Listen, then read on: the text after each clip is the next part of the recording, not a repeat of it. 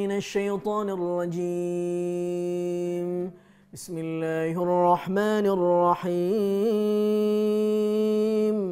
الذي أحسن كل شيء خلقه وبدأ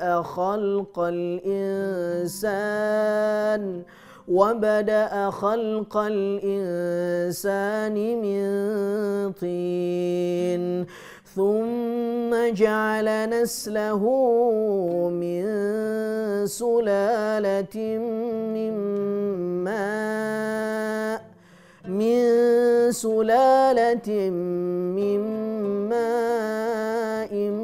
مهين ثم سواه ونفخ فيه من روحه وجعل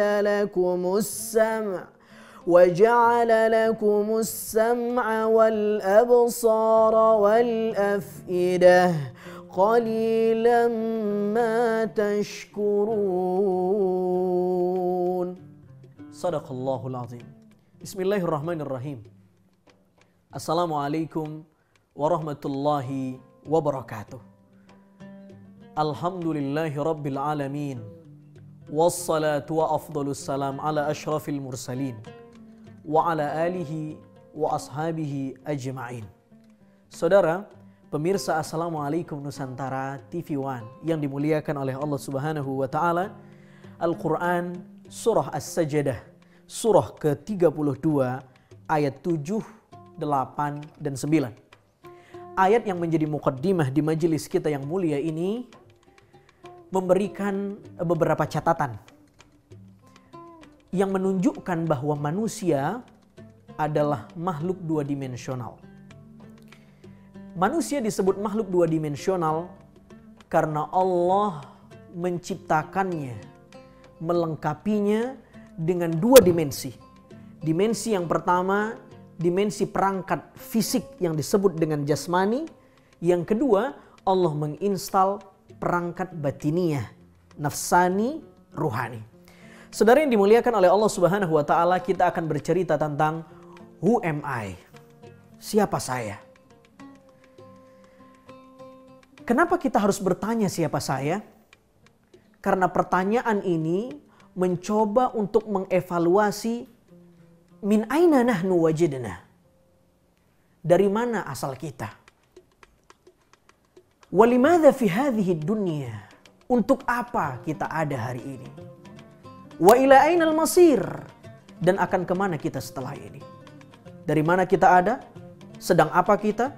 Dan kemana kita setelah dari dunia ini? Pertanyaan-pertanyaan ini akan menghantar kita untuk mengenal lebih jauh siapa diri kita sebenarnya. Mentadarusi Al-Quran itu penting sekali. Tetapi mentadarusi diri sendiri tidak kalah penting daripada mentadarusi Al-Quran. Karena mentadarusi diri sendiri akan menghantarkan kita untuk mengenal siapa pencipta kita. Man arafa nafsah faqad arafa rabbah.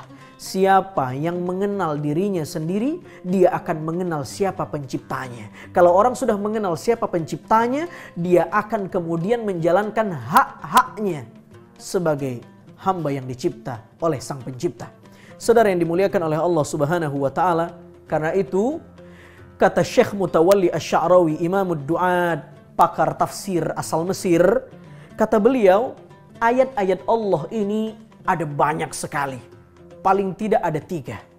Ada ayatul qauliyah, ada ayat-ayat yang tersurat, ayat-ayat yang terkodifikasi, ayat-ayat yang termushaf, ayatul qauliyah. Tapi ada ayat-ayat atau tanda-tanda kebesaran Allah yang disebut oleh Syekh Mutawalli Asy-Sya'rawi dengan ayatul kauniyah.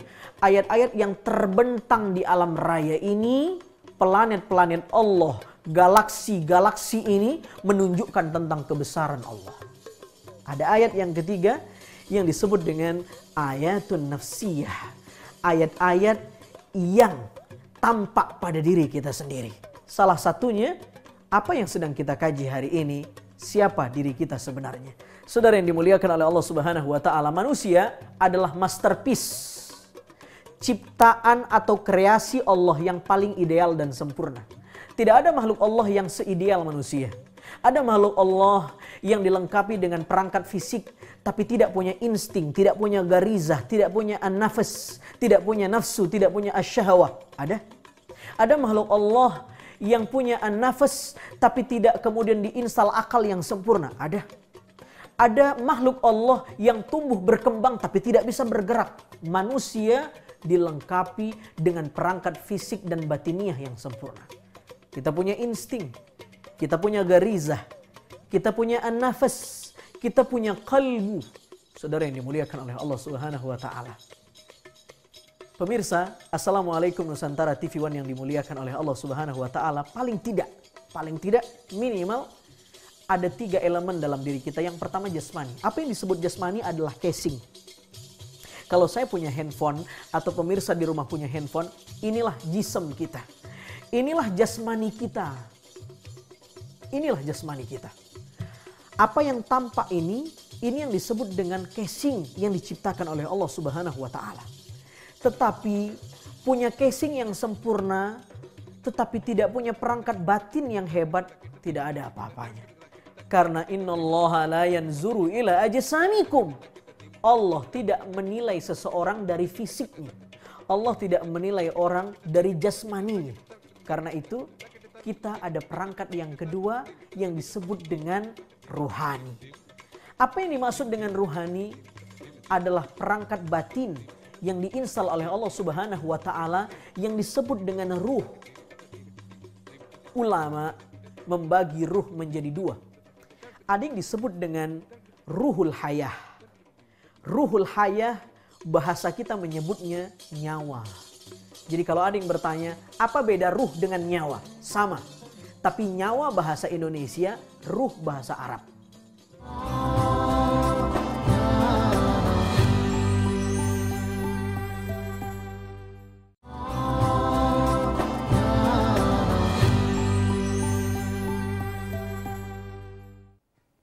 Ruh, kalau dipadankan dengan sebuah handphone, dia adalah baterai, spirit, daya yang membuat casing ini bernyala.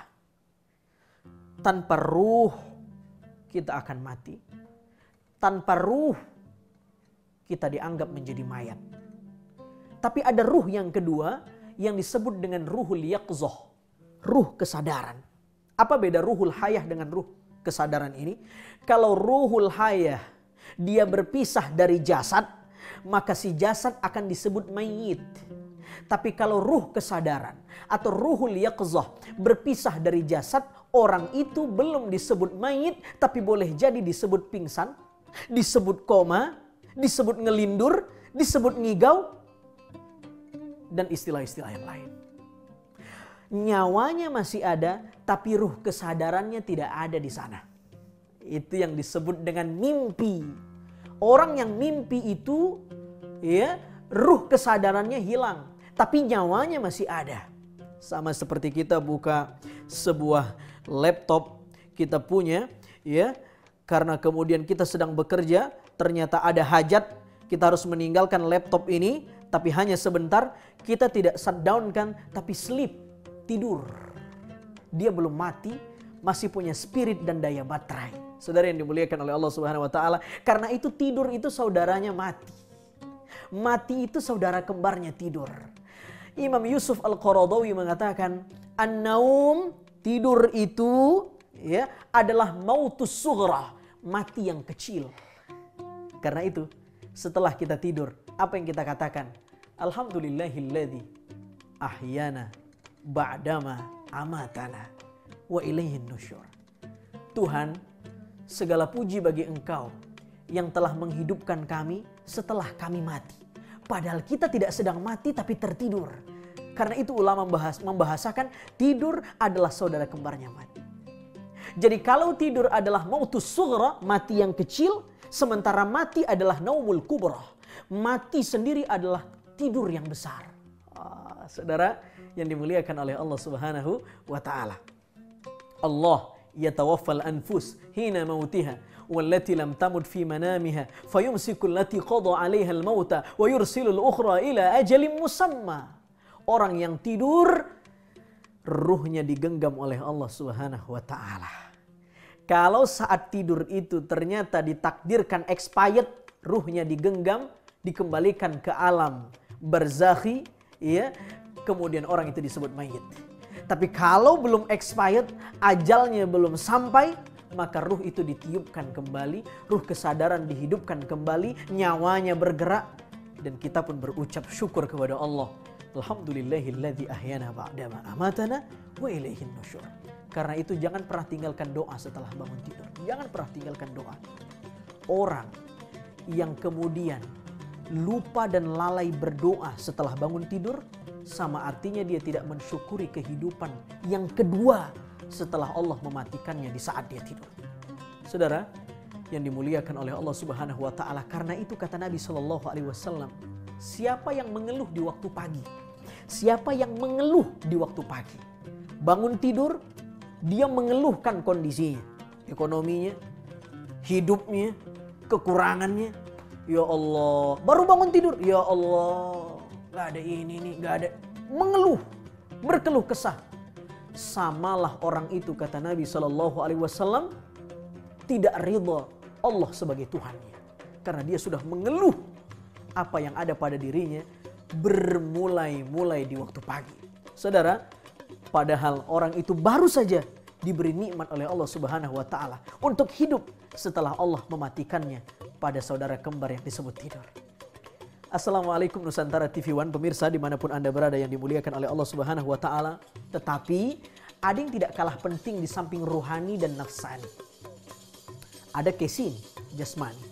Ada baterai menyala, ruh, spirit.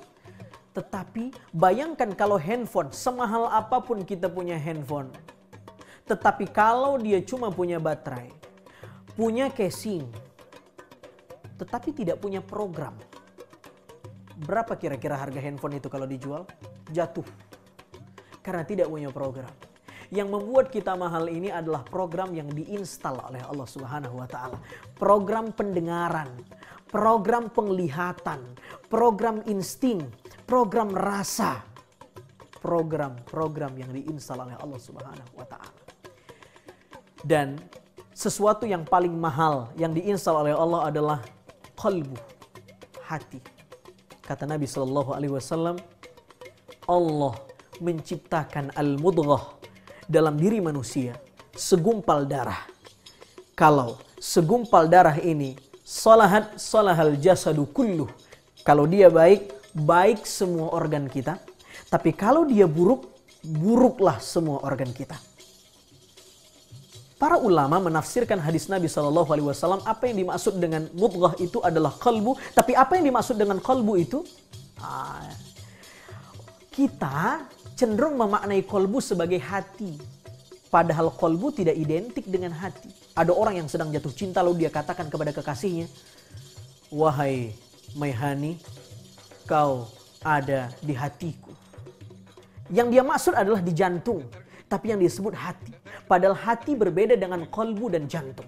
Hati itu dalam istilah medis liver, bukan jantung. Ya. Jantung itu fil janibil aisari minas sadr. Sesuatu yang di balik dada sebelah kiri bergelantung, fungsinya mengedarkan darah, lalu kemudian mencuci darah dari karbon dioksida, memompa 1 menit. 1 menit 70 kali. Dan setiap 70 kali pompa mengedarkan 5 liter darah. Dan selama 24 jam kemudian memompa darah. Mengedarkan darah ke seluruh tubuh kita sebanyak 7.200 liter.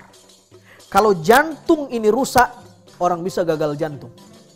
Tetapi yang dimaksud Nabi, yang disebut dengan qalbu ada 2. Ini juga yang ditafsirkan oleh Imam Al-Ghazali. Ada qalbul jasmani, ada qalbul ruhani.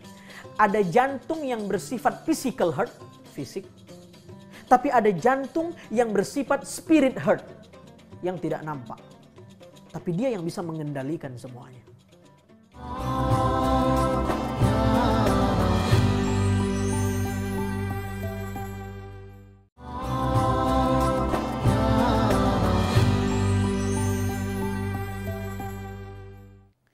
Ada seorang pencuri, ketangkap basah, di amuk masa. Lalu kemudian mati si pencuri ini. dalam keadaan dia baru saja berbuat dosa. Lalu kemudian untuk menguji hadis Nabi yang tadi, karena ada hadis Nabi yang mengatakan innal abda idza akhta'a khati'atan nukitat fi qalbihi nuktatun sauda. Seorang hamba yang berbuat satu dosa, Tuhan akan mencatat satu titik di kalbunya. Si pencuri ini kita belah dadanya, kita ambil kalbunya. Kira-kira ada tidak titik hitam di jantungnya? Dia baru mencuri dan mati. Tidak ada. Karena yang dimaksud oleh Nabi dalam hadis yang kedua ini bukan physical heart, bukan jantung yang fisik, tapi jantung yang spirit. Jantung ruhaninya yang penuh dengan noda hitam karena dosa-dosa yang dia buat. Tapi betapapun ada qalbul jasmani, ada qalbul ruhani, kalau dua tipologi jantung ini rusak semuanya. Kalau jantung yang fisik sakit, orang bisa gagal jantung. Tapi kalau jantung ruhani yang sakit, orang bisa lebih sakit. Apa bahayanya penyakit ruhani? Kalau qalbu ruhani yang sakit, pertama, dia akan berdampak terhadap nasibnya di hari akhirat. Saudara yang dimuliakan Allah, perhatikan bagaimana drama kosmis yang diperankan antara iblis dan Nabi Adam alaihi salatu wasallam ketika Allah subhanahu wa ta'ala berfirman, memberi instruksi kepada iblis, sujudlah kepada Adam sebagai penghormatan, dialah kreasi terbaikku, masterpiece terbaikku. Kata iblis, ana khairum min, aku lebih baik daripada Adam. Adam diciptakan dari materi tanah, aku diciptakan dari materi api. Khalaqtani min nar wa khalaqtahu min tin. Bagaimana mungkin api bersujud kepada tanah? Yang benar adalah api selalu berada di atas tanah. Barangkali iblis tidak belajar ilmu biologi. Dia tidak tahu ilmu geografi. Bagaimana ada makhluk Allah yang bernama gunung. Walaupun gunung Merapi itu kemudian tanah. Tetapi kemudian ada api. Ada api di dalamnya.